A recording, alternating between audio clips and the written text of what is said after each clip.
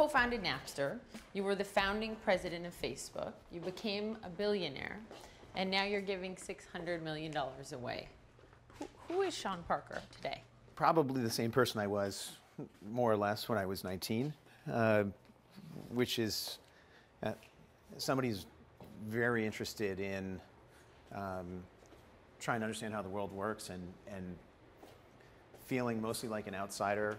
A self-described perennial outsider, Sean Parker doesn't want to see his name on any building. The incentives are set up in such a way that donors are rewarded for giving money and to some extent, I think, coddled, because the currency in that world is recognition. Eradicating cancer. He wants to disrupt a model that hasn't really ever been disrupted. In any other field outside of philanthropy, if a company released a product and just continued to insist that it was working when it wasn't, and didn't listen to feedback from customers and didn't change, they would probably fail. We met Parker at his Beverly Hills home, a symbol of the immense wealth he and his fellow hackers, the name he likes to use, have so quickly accumulated.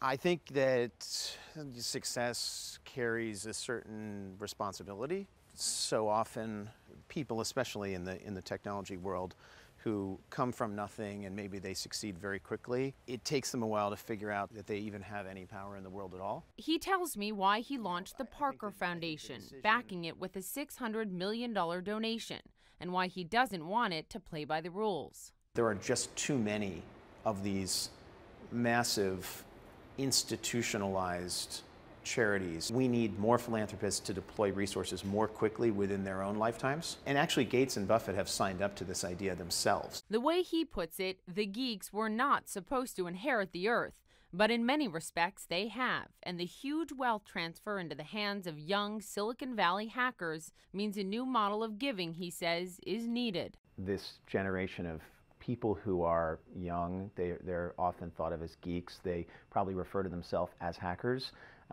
Come into their own and start to realize that they have a responsibility, that having enormous wealth, being one of the 1,000 or so richest people in the world, it's incumbent upon you to do something with that. Part of what this new generation of philanthropists will bring to the table is the idea that everything's on the table. And that's actually what gets me going. I find it very strange when I look at entrepreneurs or successful business people who had a huge impact, largely by taking chances. But when they make that switch to being philanthropists, they suddenly become very conservative. If Andrew Carnegie had been alive to see the creation of the internet, would he have shifted gears? Would he have stopped building libraries and instead built Wikipedia? Risk is something Sean Parker knows like the back of his hand. When you're building a product like Napster, it's really an experiment. You have no idea if this is going to work. You have no idea whether or not it's even legal. And you've said you're scared. You're scared about making mistakes with how some of this capital is deployed,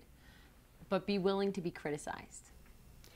I think it's incredibly important in any field, in any business, that you're willing to take criticism and that you're also capable of being wrong. Parker hasn't said yet what the biggest causes are that he'll fund or how much he'll risk to change the philanthropic world. A lot of people might not know, but your severe allergies have landed you in the hospital dozens and dozens of times. So much so that you've been this close to death. I have spent a lot of time in hospitals, so I think it does reframe your perspective.